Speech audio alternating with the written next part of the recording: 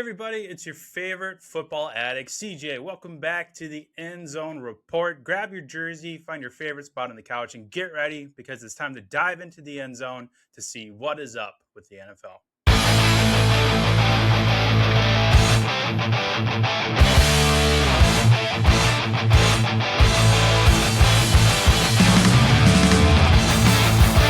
All right, we got a bunch of injuries to go over here, and one really shocking piece of news that just came out the other day. So first off, the injuries. Ashton Jeanty has suffered an ankle sprain. The Raiders don't sound too concerned over this, but it is something to monitor, especially for you people out there that play fantasy. Jeanty is going within the first 2 rounds of your fantasy draft, so you just want to monitor that. He is dealing with an ankle sprain, but like I said, the Raiders don't sound too concerned over it.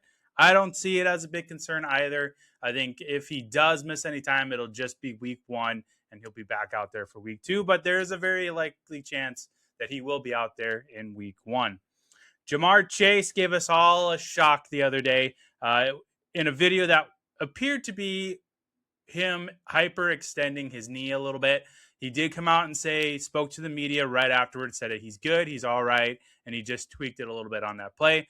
It sent shockwaves to the fantasy world as he is going within the first 5 picks of fantasy drafts, and it's Jamar Chase, one of the best and arguably could be the best player in football right now. But it seems to be fine, but it is something to monitor for sure. Chris Olave needed help from the trainers due to a possible injury after a deep catch at practice. It could be concussion, could be a shoulder injury. We're not exactly sure what it was, but he did need help from the trainers afterwards. So, Chris Olave is no stranger to injuries, especially concussions. So it's something to monitor for sure. Mike Evans is currently dealing with a groin injury, and I went back to look at the camps, all the summer reports. This is now his 5th injury since he has been sent over to San Francisco. So he is somebody that you really, really do need to monitor going forward. If you're taking him in your fantasy drafts, if you're looking at the roster for the Niners and your pick'em leagues or bets or whatever it is, Mike Evans has been dealing with a lot of injuries during his career. And now he has gone through 5 different injuries this summer alone. So it's something definitely you guys need to look out for. Trevion Henderson injured his ankle, so you need to really pay attention to this one as we look at the Patriots backfield, specifically in the fantasy drafts going on right now. Ramondre Stevenson might have a lion's share to go around if Trevion Henderson does miss any time, so you're going to want to keep an eye on his injury for sure. And then Kayshon Boutte signed with the Texans. The Texans have been dealing with some injuries at wide receiver. Most recently, Jaden Higgins went down with an injury, and he is out for the year. So this is no surprise that the Texans were making a move at wide receiver. I am out on Kayshon Boutte, though. This, to me, just raises the stock price for Nico Collins and David Montgomery and Dalton Schultz. If you're looking at any Titans to draft this year in fantasy, CJ Stroud, I think, takes a real hit with very small amount of weapons on his offensive weaponry to go through this year. But Kayshon Boutte is now a Texan. And now a big piece of news. This changes a lot of the NFL really on how they function. But the Pro Bowl has been eliminated. We will not be getting the Pro Bowl anymore at the end of the year. Going forward, 88 players will be honored instead in some sort of ceremonial thing, and the alternates will not be honored. So just 88 players will be honored as Pro Bowlers, and that is it. There will be no Pro Bowl games or a matchup with flag football, none of that. That is all gone. It is now just an honor being handed to 88 players. So that is what is going on with the NFL. Look out for those injuries, and of course, I will update you as soon as we get any more major injuries going forward. It is the final week of preseason, so we'll see if any last-minute injuries happen, and then we're almost there, only a few weeks away from week 1 kickoff. So excited. All right, it's time to kick off this year's division warfare with the AFC.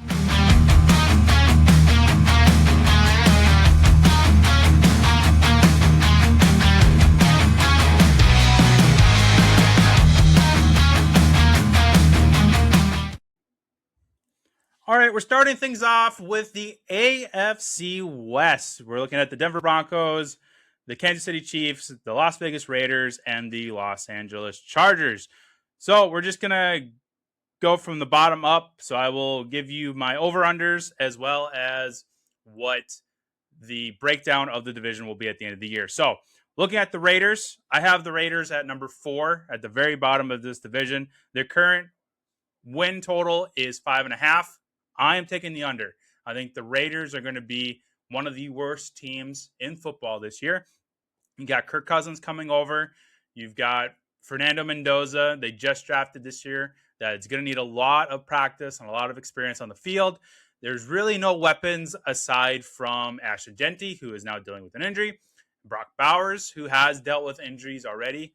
And I think the wide receiver one is either Jalen Naylor or Trey Tucker. So it's not very exciting coming into the Raiders. I think if they're lucky, they can maybe get 3 wins throughout the season.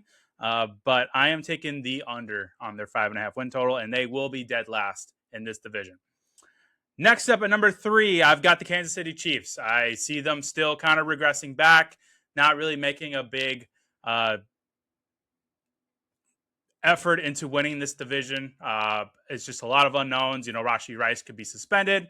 You have Kenneth Walker coming over from Seattle, but he can only do so much. You have an aging Travis Kelce. You have Patrick Mahomes coming off of a devastating knee injury last year.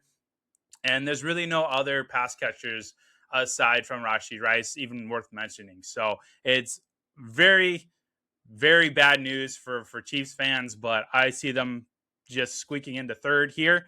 Their current win total is at 10.5. I am taking the under. That is way too risky for me to have them go for 11 wins. So I am taking the under. I could see them maybe breaking even this year, maybe squeaking up to 9 wins, but I don't see them coming close to 10 or 11 wins this year. So they are number 3. Number 2, I've got the Los Angeles Chargers. Their situation looks to be a little bit better now. They have Marion Hampton, who is healthy, going into his second year. Justin Herbert, a lot of great reports coming out of camp of him best being like the best of him that he has been in the NFL. You got Jim Harbaugh back as coach. You have Ladd McConkey, Quinshon Johnston there at wide receiver. Kind of an unknown at tight end. They brought over David Njoku during free agency. They have Orendae Gadsden, who kind of made a name for himself, but it's kind of going to be probably like a 2 tight end set play.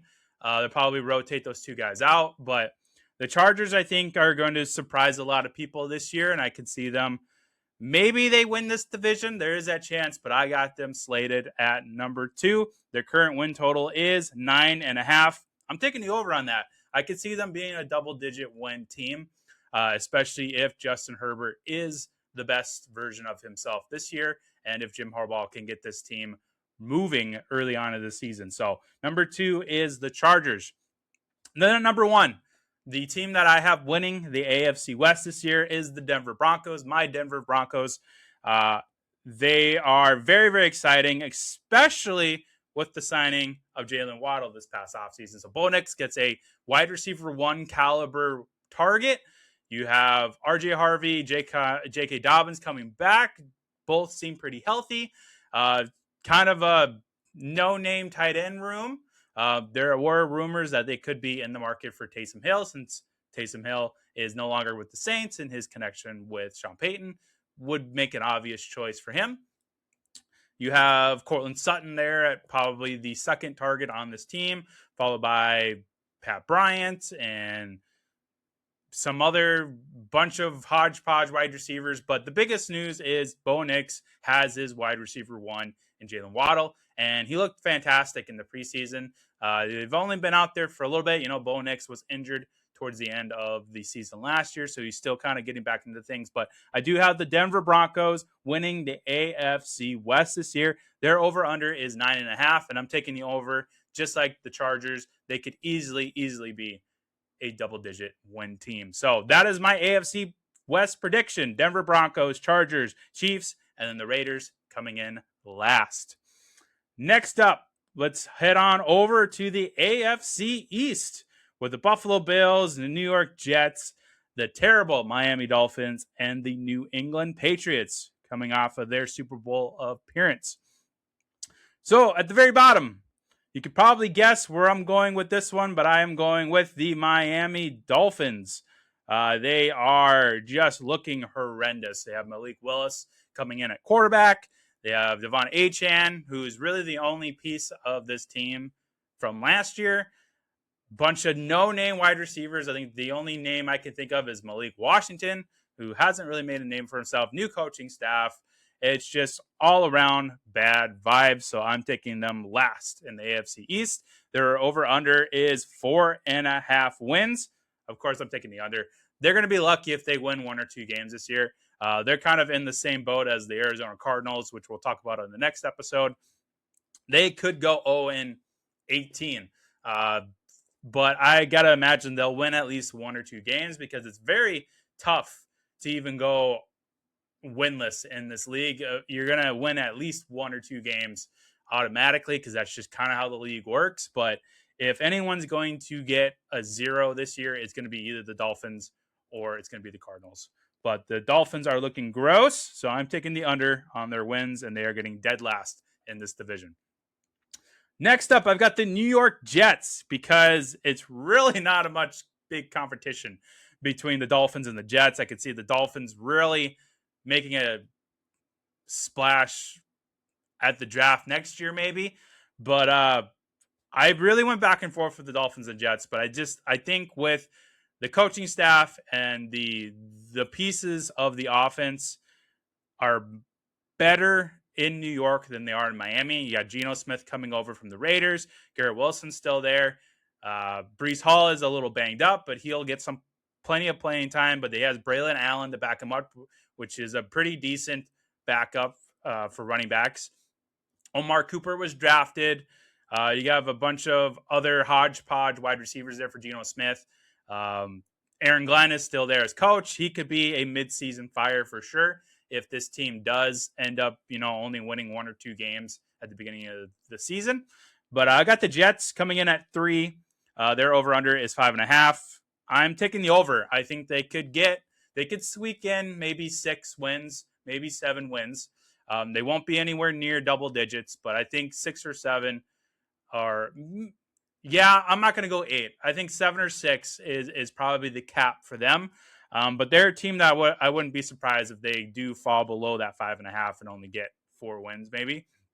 But I'm going to take the over. I trust Geno Smith to get this team a little bit back on track. He's been with this team before. The running story is that when Geno was first with the Jets, they got the first pick in the draft. Now everyone's like, well, is the history going to repeat itself? Is Geno going to give the Jets the first round pick? Or are they going to get Arch Manning? I don't think so. I think the first pick is going to be either the Cardinals, the Dolphins, or, even the Browns. But I think it's really between the Dolphins or the Cardinals this year. But the Jets coming in at number 3. I'm taking the over on their win line. Number 2, New England Patriots. Now, I was tempted to take them first again. But I'm going to stick here with number 2. Their over-under is currently 10.5, and I am going to take the over because they are exciting this year.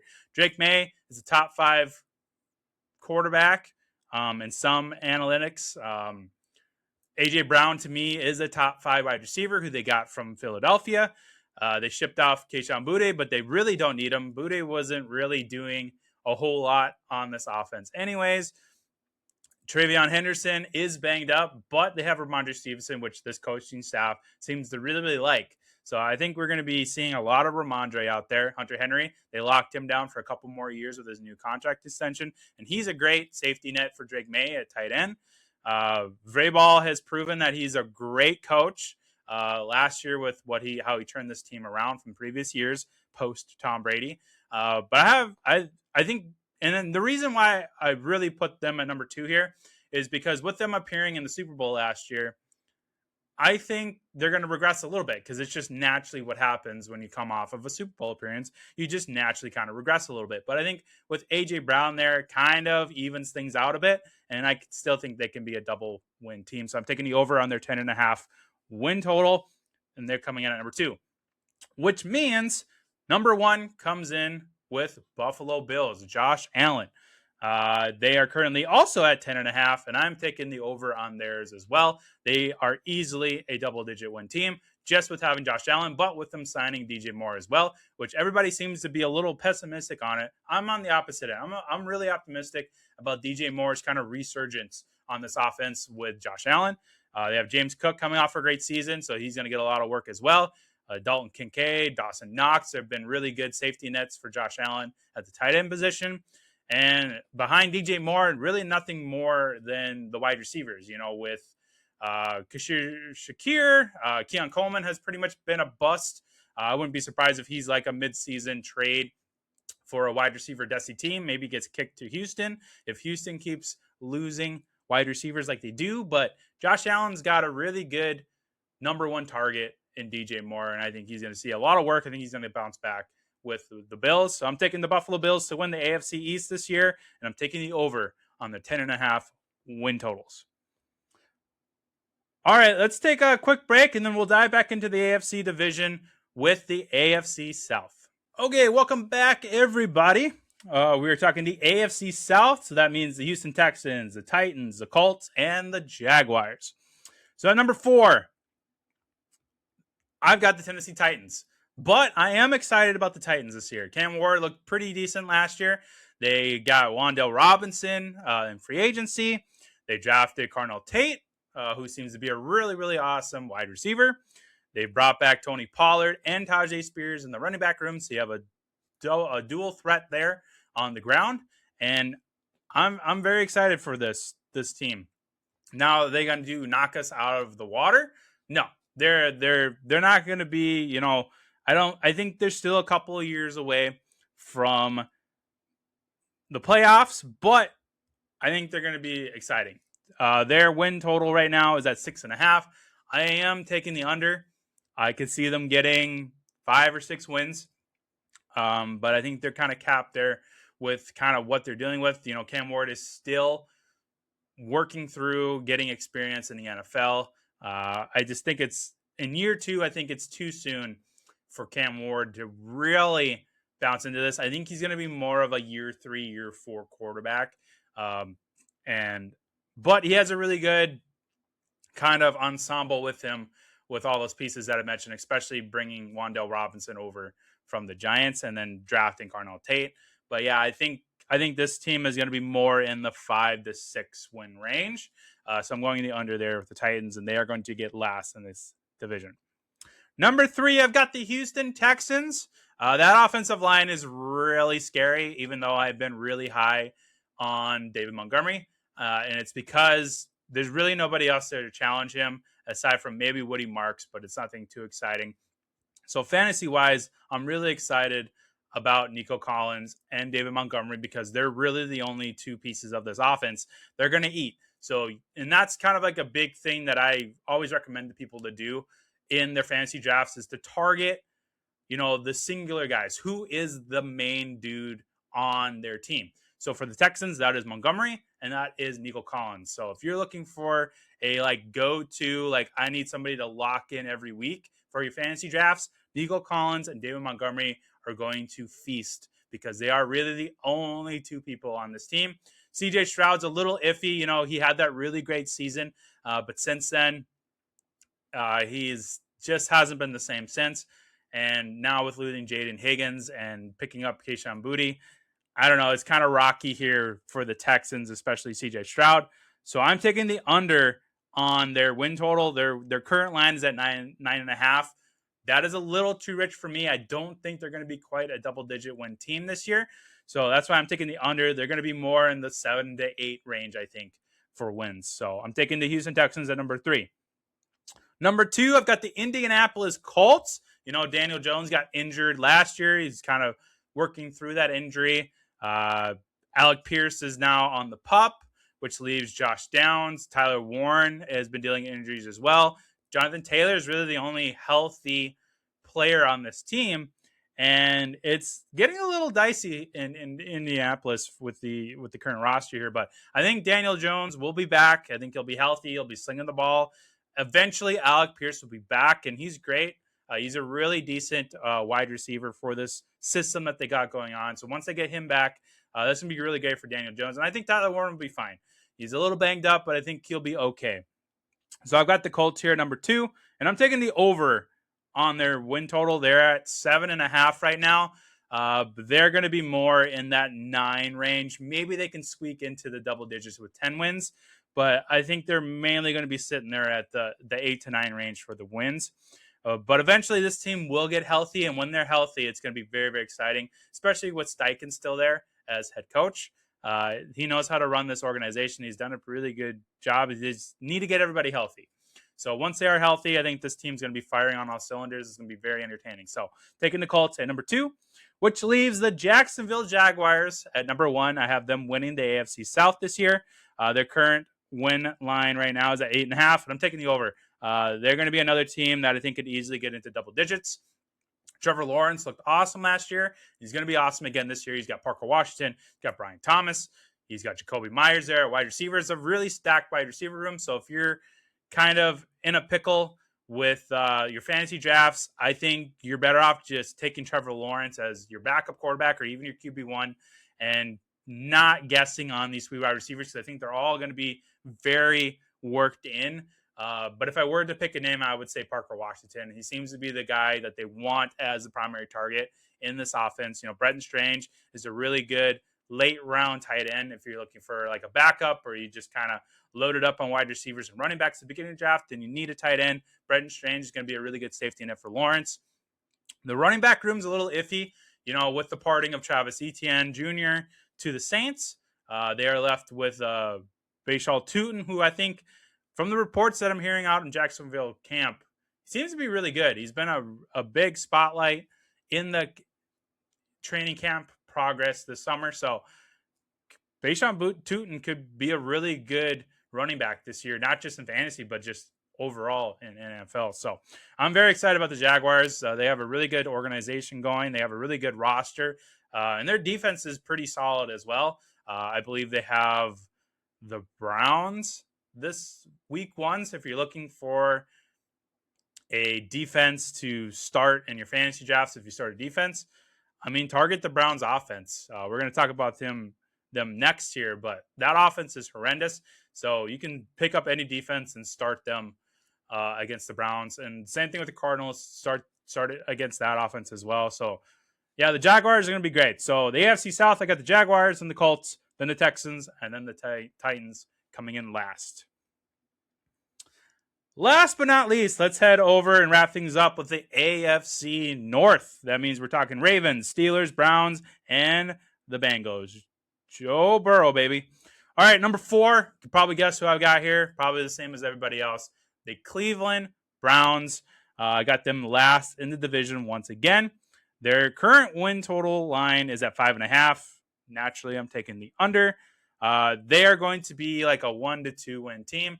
Maybe they can squeak in 3 wins, but with this current roster, it's not good. They sent off Myles Garrett to the Rams. Sounds like QB1 is going to be Deshaun Watson, which is disgusting. They drafted a couple wide receivers with Denzel Boston, who I think is going to eventually be the wide receiver 1. I think they still have Jerry Jeudy there. They've got Harold Fannin there at tight end.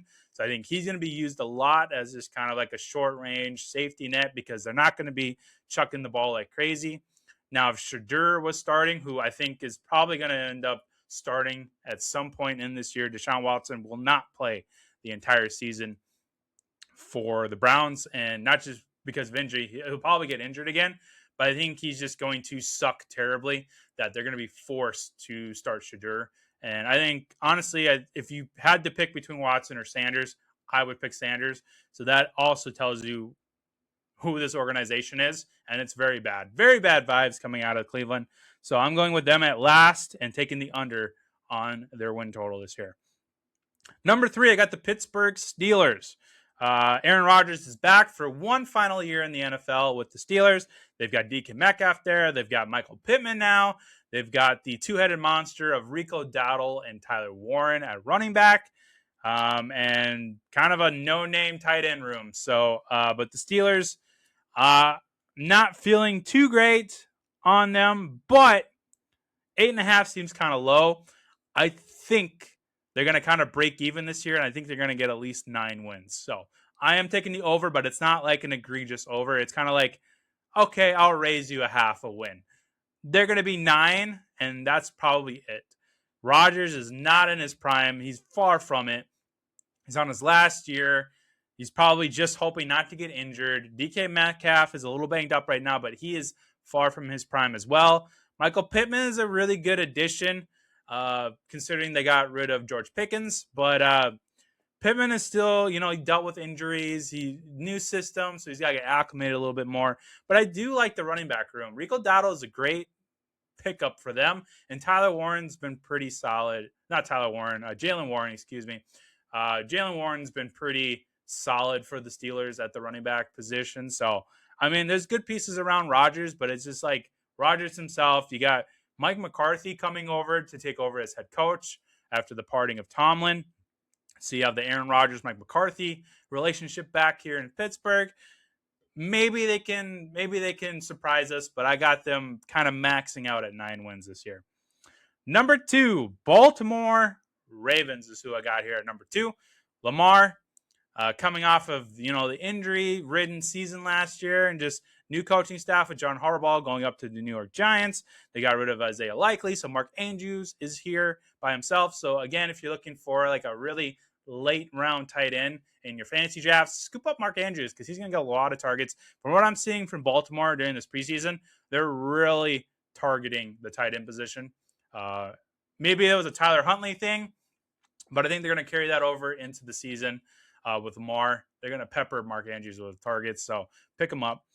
Zay Flowers got extended, so he's going to be showcasing his skills, and he's a pretty solid, reliable wide receiver for Lamar. But behind Zay Flowers, there's really not a whole lot to be desired.